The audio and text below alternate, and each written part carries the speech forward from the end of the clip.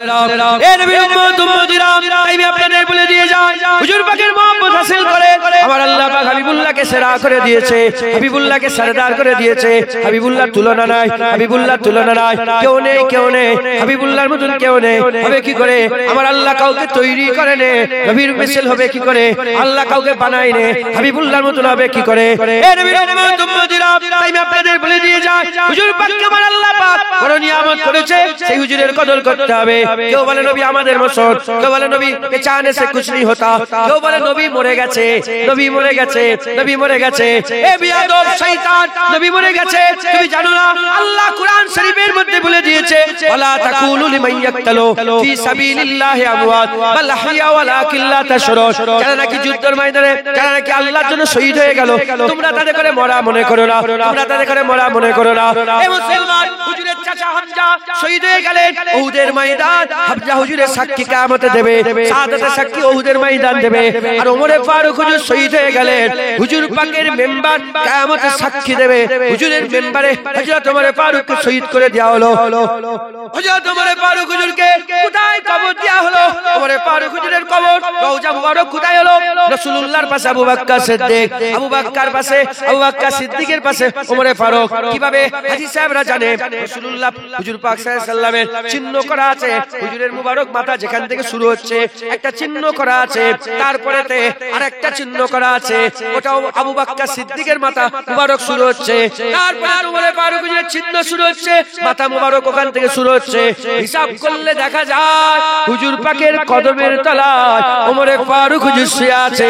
সেই ওমরে ফারুককে কেউ যদি মরা মনে করে কাফের হয়ে যাবে, কাফের হয়ে যাবে, কাফের হয়ে যাবে। ওমরে ফারুক হুজুর শহীদ হয়ে গেছে, মরা মনে করলে কাফের হবে। এ মুসলমান, আল্লাহ আল্লাহ রাসূলের জন্য মরলে শহীদ হয়ে যায়, নবীর জন্য মরলে শহীদ হয়ে যায়, নবীর জন্য মরলে চির জিন্দা হয়ে গেল। আর সেই নবীকে মুর্দা বলছো, সেই নবীকে মুর্দা বলছো। গোলাম পায়ের কাছে শুয়ে আছে, ওমরে ফারুক মুর্দা মনে করলে কাফের হয়ে যাবে। মালিককে তোমরা কি করে মুর্দা মনে করতে পারো? না না, হাবিবুল্লাহকে আমার আল্লাহ জিন্দা নবী করে পাঠিয়েছে। শয়তানরা কি বলে? এ মুজলিসের লোক, মাওলানা কি বলছে? মাওলানা বলছে হুজুর পাক জি জিন্দা হয়, মসজিদ নববী শরীফে মদিনাতুল মুনাওয়ারাতে হুজুর কি খাচ্ছে? কোথা পিসাব পায়খানা? দাদুজান বলছেন জুলফিকার যদি স্টেজে থাকতো তোমাকে এক ঘুষি চড় মেরে মজলিসের লোক দিয়ে পানি খাওয়াতাম। দুবিঘে লোক মারামারি, দুবিঘে জমির লেগে মারামারি করলো, জেল হাজত থাকে, আমি রাসূলুল্লাহর জন্য মেরে জেল খাটতাম। কে বলছে? আশিক রাসূল বলছে। আর আমি যদি বলি জুতোলে মারবো তোমার মুখে, এই জুনায়েদ গালাগালি করছে, কি করব? তোমরাই তোমার গালাগালি করার জরিয়া হচ্ছ। বোনের উন্না ধরলে তুমি রেগে যাও, নবীর বিয়াদবি করলে আমি রেগে যাই। ওরও তো মা আছে, ওরও তো বোন আছে, কথা ঠিক না ভুল বলেন? হ্যাঁ, কেমন মহব্বত করেছো নবীর থেকে, নবীকে ছেড়ে দিচ্ছ, আর ওই বন্ধুর মহব্বত ছাড়তে পারছো? উদাহরণ, 20 বছর আপনার সঙ্গে কারো বন্ধুত্ব আছে, নতুন বিয়ে শাদী হয়েছে, বন্ধু এসেছে, 20 বছরের বন্ধু এসেছে, স্ত্রী দেখতে এসেছে, আপনি তো বন্ধুর নিচার জানেন, বন্ধুর চরিত্র জানেন, এসে আপনি ধরে ফেললেন যে বন্ধু কোন বাহানাতে গায়ে গা ঠেকিয়ে দিয়েছে কিংবা গায়ে হাত দিয়ে দিয়েছে। বলেন 20 বছরের বন্ধু আর থাকবে? ও স্ত্রীর জন্য 20 বছরের বন্ধু ভেঙে দিলে, আর নবীর জন্য এখনো বন্ধুত্ব টিকে, নবী পাকের বিয়াদবি করলো তোমার বন্ধু, এখনো বন্ধুত্ব টিকে আছে কেন? এখনো কেন বন্ধুত্ব টিকে আছে? এখনো কেন আব্বা আব্বা বলে ডাকছো?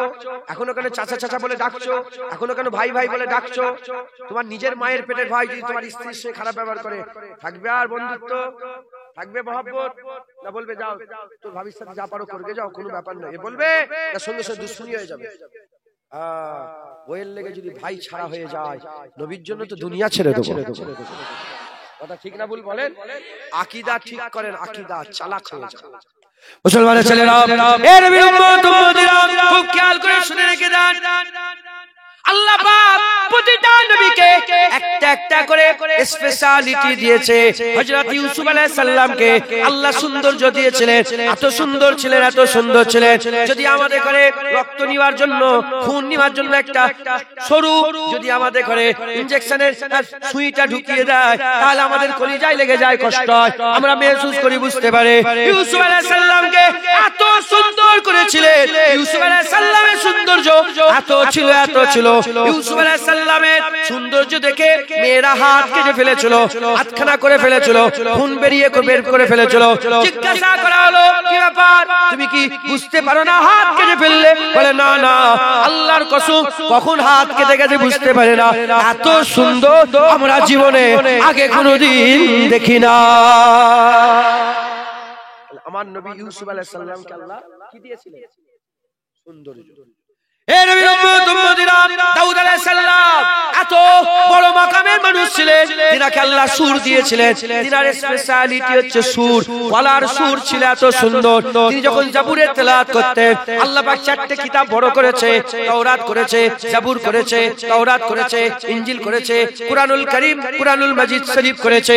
এই নবীর উম্মত-উম্মতিরা চারটির মধ্যে একটা দাউদ আলাইহিস সালামকে আল্লাহ জাবুর দান করেছিলেন। সেই জাবুরে যখন তেলাওয়াত করতেন, হাওয়া দাঁড়িয়ে যেত, উড়ে উড়ে যাওয়া পাখিগুলো দাঁড়িয়ে যেত, আর সমুদ্রের মাছ ডাঙায় উঠে চলে আসতো। এত সুর, এত সুর। আমার আল্লাহ পাক হযরত দাউদ আলাইহিস সালামকে এত সুর দিয়েছিলেন। দাউদ আলাইহিস সালামের সুরে আল্লাহ পাকের সৃষ্টি মাতোয়ারা হয়ে যেত।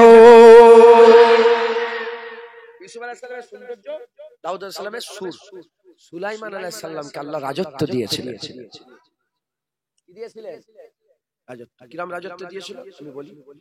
হুদুদ, হুদুদ বলে একটা পাখি ছিল, জানেন তো কোরআন শরীফের ঘটনা? হুদুদ বলে একটা পাখি ছিল। ওই হুদুদ পাখি একদিন খবর দিল যে রানী বিলকিসের খবর দিল। কোরআন শরীফ আছে না বিলকিস রানীর ঘটনা? বিলকিস কেচ্ছা কাহিনী হয়ে যাচ্ছে না তো, কোরআন শরীফের ঘটনা খুব ভালো করে শোনো। বিলকিস রানীর খবর দিল। এ মেয়েগুলো চুপ করতে বলো না গো। মা বোনেরা চুপ করেন, আপনাদের আওয়াজ এখান পর্যন্ত চলে আসছে, আপনার চুপ করে যান, আপনার চুপ করে যান। ওরা বুঝতে পারে, ওরা কথা বলছে তো, ওর ধ্যান নেই।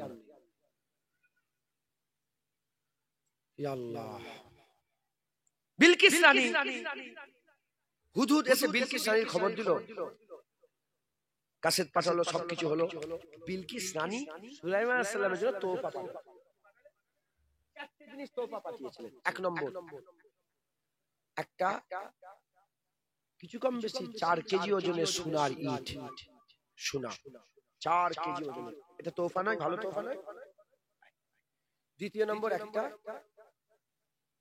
মুক্তা। কি? মুক্তা। তৃতীয় নম্বর, 400 গোলাম, সুন্দর সুন্দর, 200টা মেয়ে, 200টা ছেলে। চতুর্থ নম্বর কি? চতুর্থ নম্বর হচ্ছে খুশবু। কি বলে? খুশবু। এই খবরটা এসে হুদুদ শুনিয়ে দিল সুলাইমান আলাইহিস সালামকে। হুজুর বললেন, এ জেনেরা, হুজুর তো রাজা বাদশা, এ জেনেরা, আমি শুধু একটুখানি টাচ দিচ্ছি যে তিনার রাজত্ব কেমন ছিল। এ জেনেরা, 1 মাইল পর্যন্ত 4 কিলো ওজনের এক একটা ইট দিয়ে সোনার রাস্তা বানিয়ে দাও। সঙ্গে সঙ্গে জেনেরা 1 মাইল পর্যন্ত একটা ইট যে 4 কেজি, ওরকম 4 কেজি ওজনের ইট দিয়ে সোনার রাস্তা করে দিল। আর হুজুর বলেন, প্রতিটা ইটের মাথায়, ইটের প্রতিটা মাথায় একটা করে মুক্তা বসিয়ে দাও, ওই মণি মুক্তা। প্রতিটা ইটের একটা মুক্তা দিয়ে পাঠিয়েছে। আর বললেন, জেনেদের বললেন, এ জেনেদের ছেলে মেয়েরা, 20 জন, এই 200 জন ছেলে, এক সমান, এক বয়সী তরুণী, এরকম ভাবে সুন্দর করে সাজিয়ে দাও। তারা 200টা ঘোড়াতে, এই 400টা ঘোড়াতে তারা চেপে পড়ল। হুজুর বললেন, কে আছো জেনেদের মধ্যে বলো? পানি হচ্ছে, আল্লাহ রহমত বর্ষণ হচ্ছে। হ্যাঁ, রাসূলুল্লাহর কথা হচ্ছে, আল্লাহ রহমত বর্ষণ করছেন। আমি তো এটাই বলবো। বুঝতে পারছেন? আমার ভালো ভালো খাওয়া হয়। আমি বলি, কি হলো, এই জলসা করে নেবে সব খাওয়ান দান করাই না? কি সুন্দর খাবার করেছে। আমি মনে মনে করি কেন খেয়েছি, এই নবী নবী করলাম বলে আল্লাহ খাওয়ালো। পানি আল্লাহর রহমত, পানি আল্লাহর রহমত।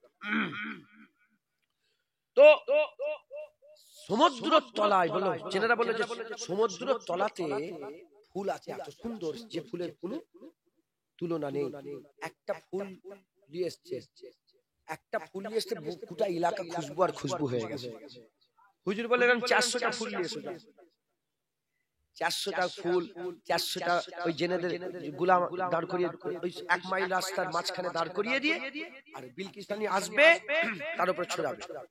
আর বললেন বলে একটা পুকুর তৈরি করো, এই ঘটনা আল্লাহ কোরআনে বলেছেন, বিশাল বড় পুকুর তৈরি করো আর তার উপর দিয়ে কাঁচের বিছানা দিয়ে।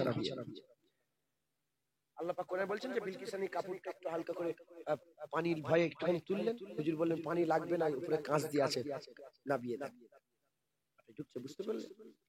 মুসলমানের ছেলেরা, এ নবীর উম্মত উম্মতিরা, হযরতে সুলাইমান আলাইহিস সালাম এক তারিখে হুজুরের ঘোড়ার খুব শখ ছিল। কোরআন শরীফে ঘটনা আছে, আল্লাহ পাক তিনারও হুকুম দিয়েছিলেন প্রতি মাগরিবের সময় 2 রাকাত নামাজ আদায় করতে হবে, 2 রাকাত নামাজ আদায় করতে হবে।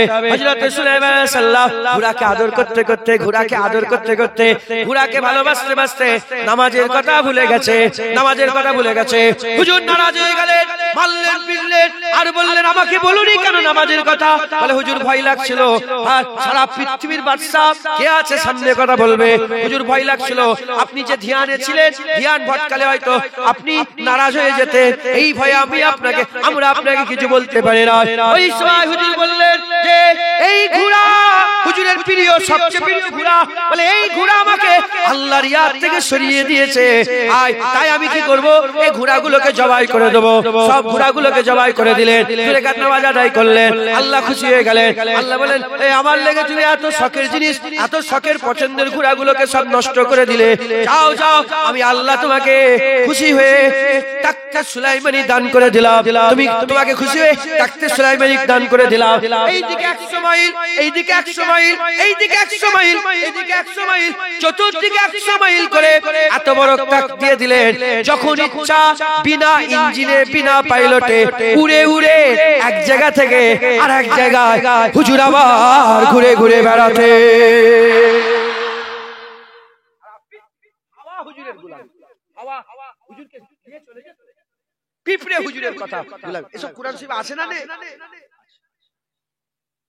তাহলে ইউসুফ আলাইহিস সালামের সৌন্দর্য, দাউদ আলাইহিস সালামের সুর, সুলাইমান আলাইহিস সালামের রাজত, আমার হাবিবুল্লাহ কি হুজুরের স্পেশালিস্ট।